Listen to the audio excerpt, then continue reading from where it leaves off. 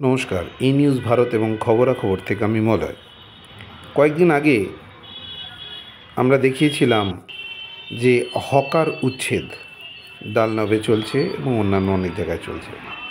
আমরা ডালনবটা আপনাদের সামনে দেখিয়েছিলাম, কিন্তু হঠাৎ কাল আবার ডালনবের সামনে গিয়ে দেখি যেই হকাররা ওখান থেকে উঠে গিয়েছিল তারা আবার সেই জায়গায় এসে তাদের দোকান আরম্ভ করে দিয়েছে।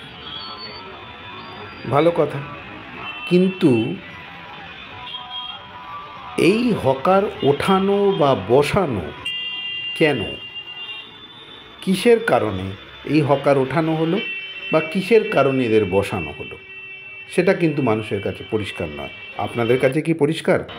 যদি মনে হয় আমাদেরকে অবশ্যই কমেন্টস করে জানাবেন।